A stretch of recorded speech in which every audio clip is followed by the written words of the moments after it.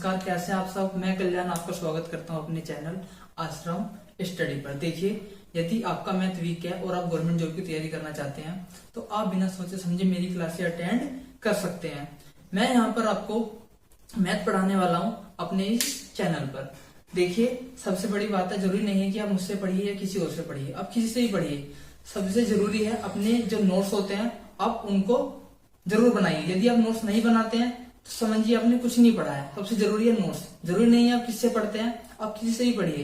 यदि आप नोट्स नहीं बना रहे हैं तो आप सबसे बड़ी गलती कर रहे हैं। ठीक है, मैं यहाँ पर आपको देखिए, ये जो मैं आपको पढ़ाने जा रहा हूँ, ये जो पूरा कोर्स है मैथ का मैंने जो बनाया है, मैंने 3 से 4-5 टीचर है जिनको पढ़ाया है, उनको समझाया है, अपनी भी ट्रिक लगाई है, तब ये पूरा कंप्लीट बनाया है जो मैं आपको यहाँ पे पढ़ाने जा रहा हूँ। और आप यकीन मानिए आपको काफी मजा आने वाला है। हम फुल बेसिक से पढ़ने वाले हैं। आप बस वीडियो के लास्ट तक बने रहिए। दूसरी चीज ये है, वीडियो के लास्ट में मैं आपको ये भी बताऊंगा कि हमें अपने नोट्स कैसे बनाने हैं। काफी बच्चे होते हैं जो अपने नोट्स ही नहीं बना पाते हैं और गलती कर देते हैं। तो ठीक है, ये बात मैं आपको वीडियो के लास्ट में बताऊंगा, नोट्स कैसे बनाने हैं। और मैं आपसे ये भी देख लेते हैं कि हम यहाँ पर क्या पढ़ने वाले हैं। देखिए, ये होता है एडवांस मैथ। इसके अंदर 4 टॉपिक होते हैं, ट्रिग्नोमेट्री, ज्योमेट्री, अलजेब्रा और मेंसुरेशन। एग्जाम के अंदर इन 4 टॉपिक से वेटेज काफी ज्यादा होता है, काफी ज्यादा क्वेश्चन आते हैं, काफी ये थोड़े लेंथी भी हैं, इनको अच्छे से पढ़ने वाले हैं। दूसरा होता है आपका अर्थमेटिक।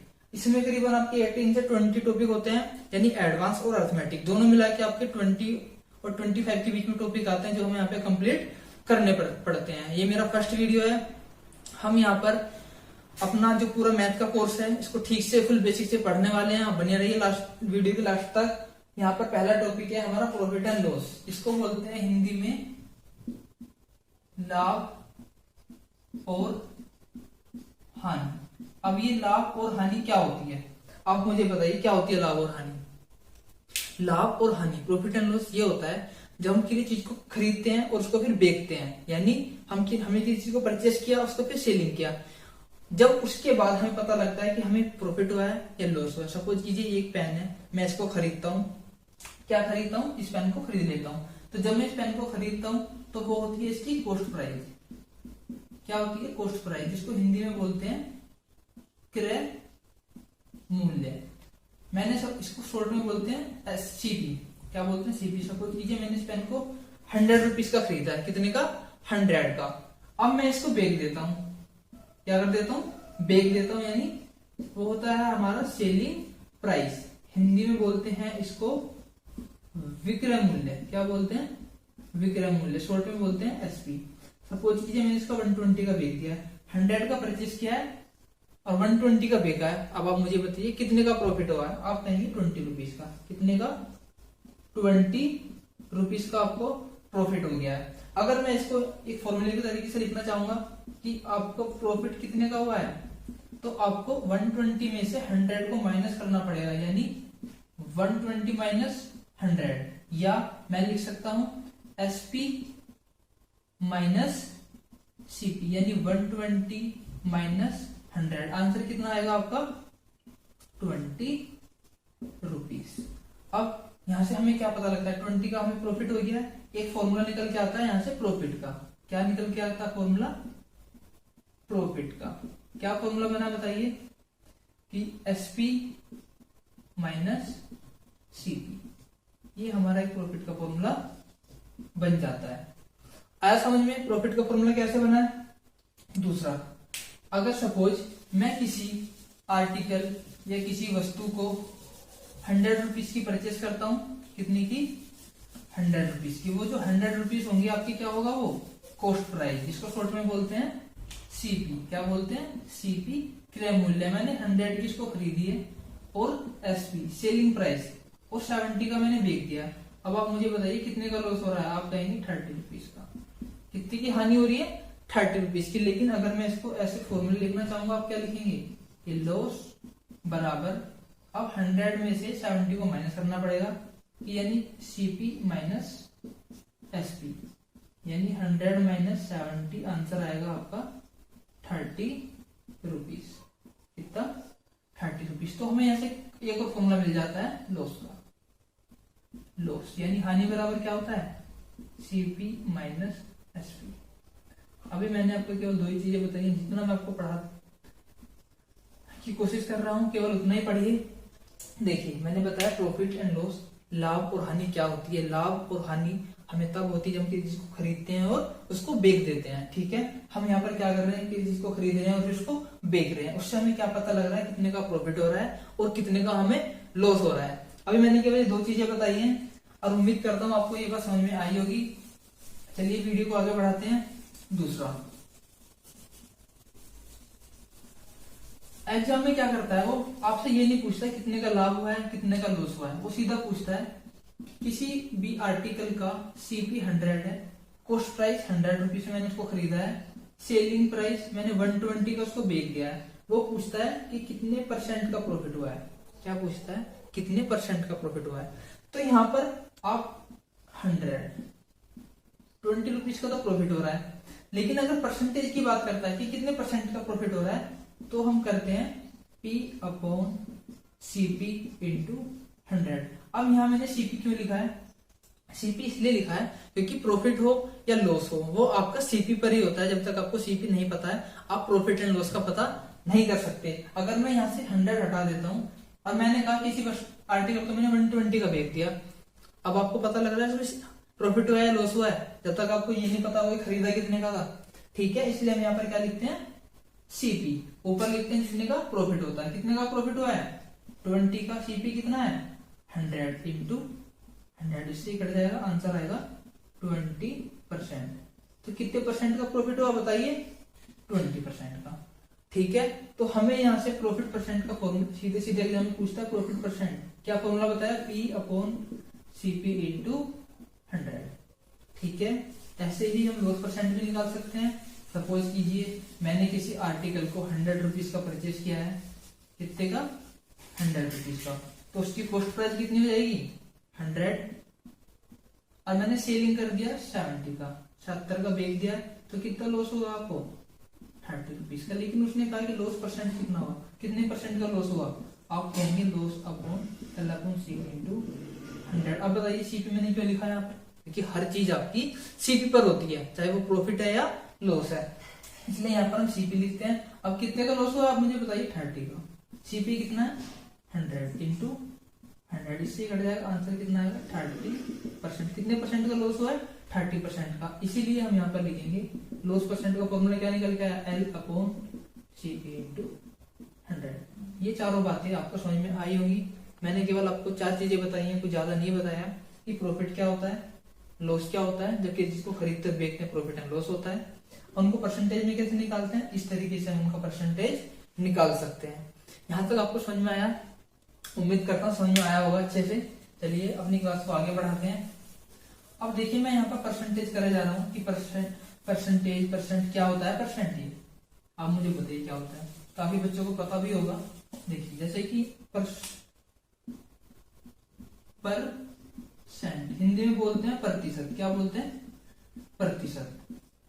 % का मतलब होता है किसी भी चीज का 100% होना, क्या होना 100%। कोई भी वस्तु कोई भी आर्टिकल हो अपने आप में क्या होती है वो 100%, वही क्या होता है उसका प्रतिशत, %।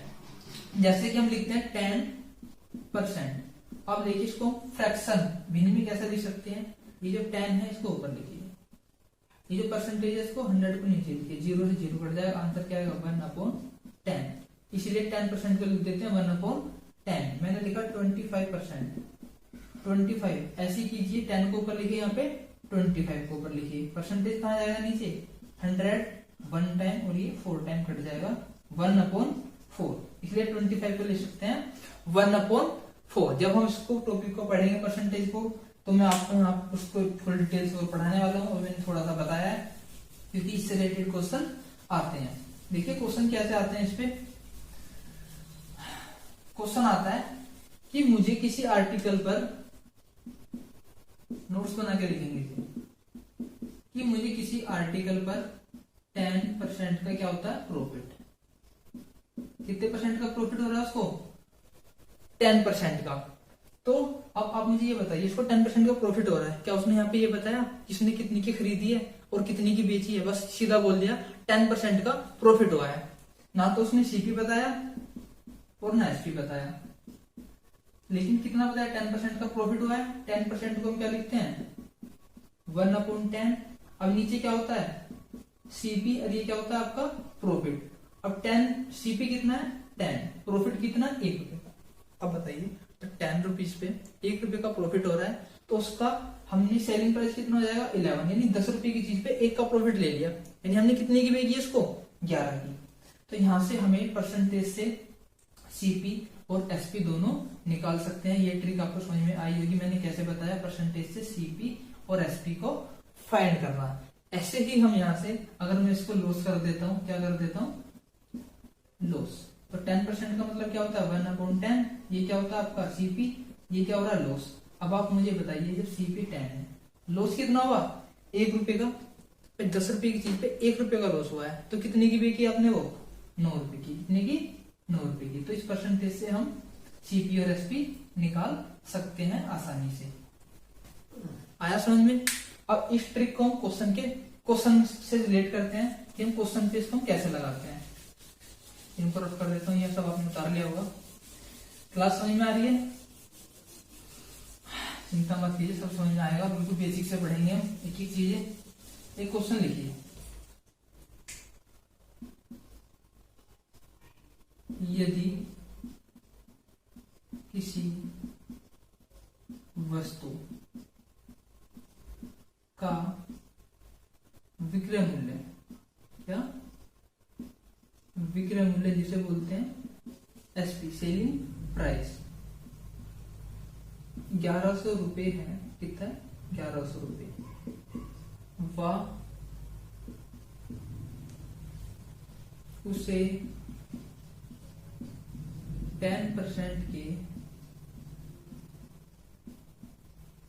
लाभ पर बेचा जाता है। क्या किया जाता है 10% के लाभ पर बेचा जाता है, तो उस वस्तु का या उस आर्टिकल का, उस वस्तु का क्रय मूल्य, क्या क्रय मूल्य क्या होगा। क्रय मूल्य को क्या बोलते हैं सीप, कॉस्ट प्राइस। अब आप मुझे ये बताइए, क्या पूरे क्वेश्चन में उसने सीपी बताया कितना है, नहीं बताया, नहीं वो सीपी यहाँ पर आपसे पूछ रहा है, ठीक है। एसपी तो दिया गया है 1100 रुपए, हमें ये नहीं पता है, लेकिन परसेंटेज कितना है 10% का प्रॉफिट। अभी थोड़ी देर पहले मैंने आपको बताया था 10% का प्रॉफिट क्या होता है, यानी 10% का मतलब होता है 1/10। नीचे क्या आता है सीपी, और ये क्या है प्रॉफिट। सीपी कितना हो जाएगा 10, प्रॉफिट कितना 1 रुपए का, 10 रुपए पे 1 रुपए का प्रॉफिट, तो एसपी कितना बन जाएगा 11। लेकिन आप मुझे ये बताइए कि एसपी दिया कितना है, आप कहेंगे 1100, यानी 11 रेशो की वैल्यू कितनी दी है आपकी 1100, और 1 रेशो की वैल्यू कितनी हो जाएगी, आप कहेंगे 11 से इसको काट देंगे 100 टाइम। जब 1 रेशो की वैल्यू 100, तो 10 रेशो की वैल्यू कितनी हो जाएगी, मल्टीप्लाई कर दीजिए 1000। यही क्या आएगा आपका सीपी, क्या आएगा आपका सीपी। यही क्वेश्चन में उसने पूछा है, आसान है। परसेंटेज से मैंने सीपी और एसपी निकाला। एसपी 11 रेशो की वैल्यू 1100 दी है, तो 1 रेशो की वैल्यू मैंने 100 निकाली, इस 100 का मल्टीप्लाई 10 से किया। जब 1 रेशो इक्वल 100, तो 10 रेशो कितना हो जाएगा 1000। आसान है। चलिए इसी क्वेश्चन को थोड़ा पलट देते हैं। अगर यहाँ पर कहता है कि हमें किसी भी आर्टिकल का विक्रय मूल्य सेलिंग प्राइस 900 है, और 10% का क्या होता है हानि, 10% की क्या हो जाती है उसको हानि, तो उसका क्रय मूल्य क्या होगा, क्या होगा क्रय मूल्य, यानी उसका कॉस्ट प्राइस क्या होगा। आइए देख लेते हैं कितने का लॉस हो रहा है, बताइए। सिंपल 10% का, 10% को क्या लिखते हैं 1/10। ये क्या होता है सीपी, ये क्या होता है लॉस। सीपी को इधर लिख दीजिए 10, कितने का लॉस हुआ भाई 10 रुपए की चीज पे 1 रुपए का लॉस हो रहा है ना, तो आप मुझे बताइए कितने का घाटा हो गया आपको, 1 रुपए का घाटा हुआ, यानी कितनी की बेची आपने वो 9 रुपीज की। आ रहा समझ में भाई, 10 रुपीज की चीज थी वो आर्टिकल, और 1 का लॉस हो गया, यानी आपने कितने में बेच दिया उसको 9 रुपए में। 9 रेशो की वैल्यू कितनी दी है 900, 1 रेशो कितना हो जाएगा आपका 100 का मल्टीप्लाई इसमें कर दीजिए, कितना आएगा आपका 1000। ठीक है, चलिए उम्मीद करता हूं आपको आपको ये दोनों क्वेश्चन समझ में आए होंगे। आगे भी हम वीडियो में बने रहेंगे इसी तरीके से क्वेश्चन के साथ। अब बात करते हैं नोट्स कैसे बनाए हैं। देखिए जैसे मैंने आपको प्रॉफिट एंड लॉस पढ़ाया है, एक व्हाइट बंडल आता है, उसके पेज लीजिए। सपोज कीजिए आपने 20 पेज में अपने प्रॉफिट एंड लॉस के नोट्स तैयार किए। कितने पेज में? 20 पेज में। अब आप उनको पढ़िए। आपने पढ़ लिया, अब आप कोई एग्जाम दे रहे हैं या कोई बुक लगा रहे हैं, उसमें कोई क्वेश्चन है प्रॉफिट एंड लॉस का, आपसे वो नहीं हो रहा है, उसका सॉल्यूशन देखिए। उसके बाद उस क्वेश्चन को अपने नोट्स में नया पेज लगाइए, उसमें लगा दीजिए। ठीक है, यदि आप कॉपी या रजिस्टर में बनाते हैं तो आप क्या वहां पेज लगा सकते हैं? नहीं लगा सकते हैं। तो इसलिए नोट्स अपने व्हाइट पेपर पे बनाइए। दूसरी चीज ये है, उससे क्या होगा, आपके अंदर कॉन्फिडेंस आएगा कि भाई मेरा मुझसे ये क्वेश्चन नहीं हुआ है लेकिन मेरा प्रॉफिट एंड लॉस क्लियर है, केवल ये नया क्वेश्चन है, इसको उठाइए उसमें लगा दीजिए। अब आप मुझे बताइए, यदि आपके पास नोट्स नहीं है और आप कोई क्वेश्चन करते हैं, आप क्या कहेंगे? यार इसका मतलब मेरा तो ये टॉपिक क्लियर नहीं है, मुझसे क्वेश्चन नहीं हो पा रहा। अब आप इधर जाएंगे, उधर टीचर के पास जाएंगे, इस चैनल पे जाएंगे, ऐसे परेशान होते हैं। तो परेशान मत होइए, अपने नोट्स बनाइए। ठीक है, मिलते हैं नेक्स्ट वीडियो में। धन्यवाद।